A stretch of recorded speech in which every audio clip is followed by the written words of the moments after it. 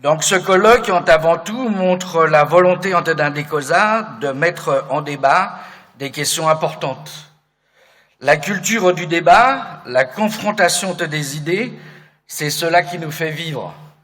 N'ayons jamais peur de débattre, dans le respect de chacun, bien sûr.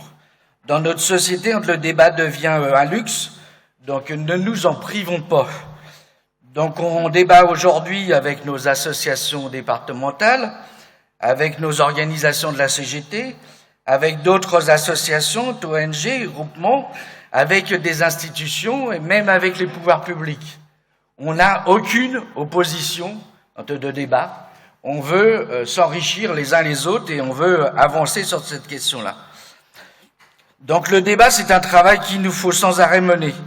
Nous avons tant de choses à faire ensemble, donc on l'a dit, sur les questions de l'alimentation, mais aussi on aura d'autres sujets à traiter comme la santé, le logement, le numérique, etc.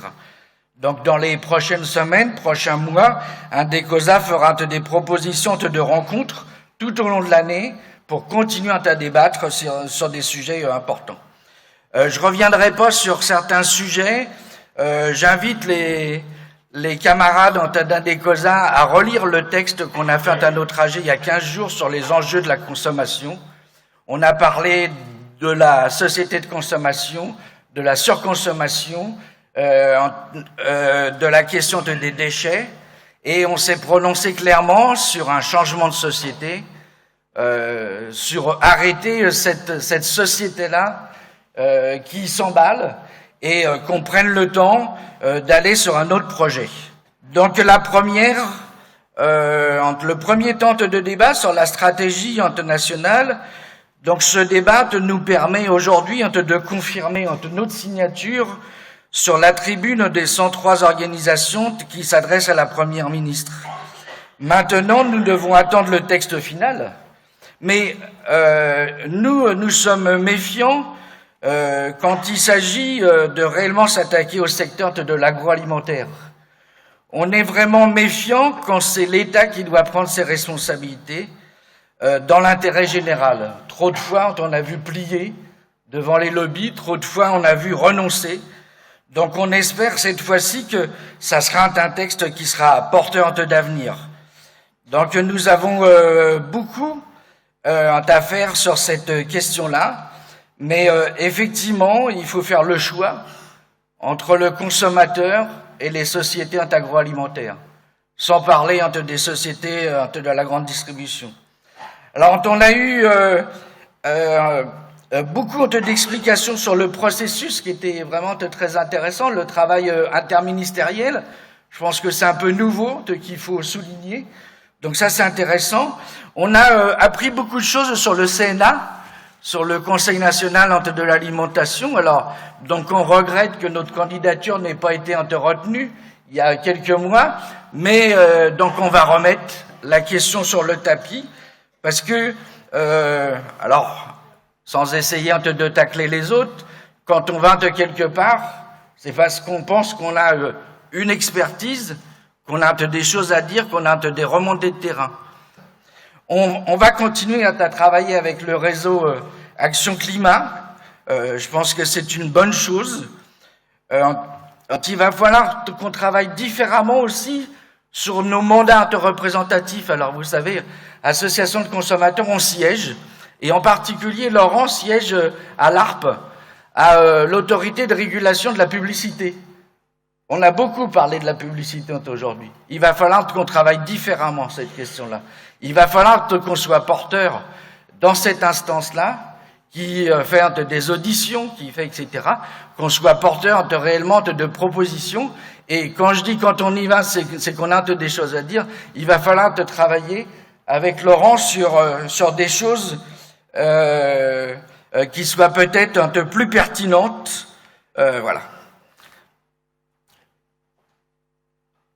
Je disais, on a beaucoup de choses à faire parce que on a la volonté de faire bouger les lignes. Donc on n'est pas dans le consensus et nous on veut vraiment aller sur un changement de société. Alors j'ai noté plusieurs termes. Effectivement, on regrette, il y a eu la question de poser entre des autocontrôles. On intervient à chaque fois dans toutes les instances, y compris le Conseil national de la consommation, pour revendiquer que ça soit entre les salariés de la DGCCRF, qui ait les moyens, malheureusement, donc en 10 ans, la moitié des emplois de la DGCCRF, c'est l'État, c'est les services publics qui doivent contrôler. Et donc on a vu, nous, dans un procès retentissant, on a été partie prenante dans l'affaire Lactalis, et Lactalis, c'est le système d'autocontrôle qui n'a pas contrôlé. Et ça, donc il faut que la question de l'État prenne toutes ses responsabilités. Donc voilà. Et puis, dans la tribune qu'on a citée ce matin, des 103 organisations, il y a la plupart des associations de consommateurs. Et il va falloir que on puisse travailler ensemble, dans le respect des uns et des autres, mais voilà. Il faut qu'on se rassemble pour rassembler.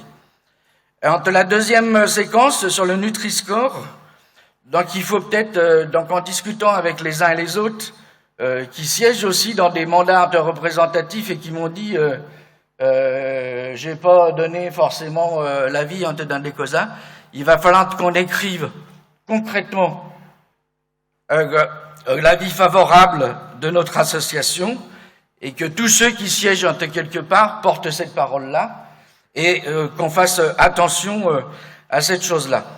Donc alors nous, on s'est investi dès le début, donc par la pétition, par le IN que vous avez vu, on est intervenu auprès du ministre, donc au mois de janvier, pour lui demander qu'il interfère au niveau de l'Europe. Bien sûr, il nous a dit qu'il prendrait toutes ses responsabilités, on attend toujours. Mais voilà, donc la bataille du Nutri-Score, pour nous, c'est la démonstration parfaite de l'information au consommateur. C'est un système qui est clair, qui est net, qui est sur tous les produits, quand c'est au volontariat. Il n'y a pas de suspicion, on peut aller contrôler, etc. Donc c'est pour nous un exemple sur tout ce qu'on devrait faire sur la question de l'information au consommateur. Parce qu'on considère qu'un consommateur informé, c'est un consommateur qui peut décider, qui peut faire ses choix. Donc c'est un consommateur qui se situe en tant que responsable et qui ne subit pas forcément les choses. Alors, donc il y a le risque, si le Nutri-Score ne passe pas en Europe, qu'il y ait des velléités de le remettre en cause en France. Donc le Nutri-Score, ce que je disais, c'est le seul logo présent, efficace. Donc on doit prendre cet exemple-là pour aller plus loin. Donc on appelle bien sûr nos associations départementales à s'emparer de cette pétition, à débattre avec les consommateurs. On a vu, tout le monde n'est pas convaincu. En particulier, on parlait la dernière fois du Roquefort et que les petits artisans du Roquefort se plaignaient que avec le Nutri-Score, ça allait créer des problèmes. Et après, on apprend que dans le Roquefort, il y a 80% ou 85% de la production qui est faite par une grosse société agroalimentaire.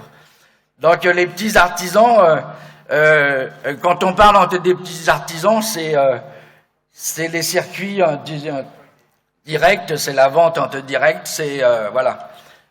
Faisons attention quand on parle du fromage, etc. Allons voir réellement qui est derrière. Parce que si c'est Lactalis, si c'est Bridel, si c'est voilà. Donc il y a aussi des velléités de remettre en cause, voilà. Alors nous, on veut en faire un exemple du Nutri-Score, parce qu'on mène la bataille sur l'ensemble des labels. Aujourd'hui, qui peut dire le nombre de labels qu'il y a, alors entre les arnaques publicitaires, que ce soit le produit de l'année ou le produit de référence, etc. Mais même dans les labels, dans les logos qui sont officiels, qui peut faire la liste aujourd'hui de tous les labels? Label rouge, AOP, AOC, label bio, équitable, durable, maintenant environnemental, etc. Et alors, comment donc le consommateur fait un choix? Donc, on peut acheter un produit bio, mais qui n'est pas équitable.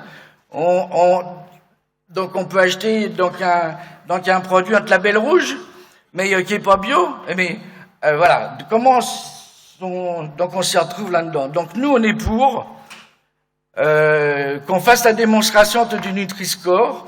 On a en France des chercheurs qui trouvent. Donc il faut favoriser, donc on se positionne clairement sur la recherche en France, sur la recherche publique, qu'on se donne les moyens d'aller sur un logo. Alors peut-être qu'il faudra 2-3 indications pour préciser les choses. Mais voilà, donc nous on pense que donc notre premier travail à faire, c'est se battre sur l'information du consommateur.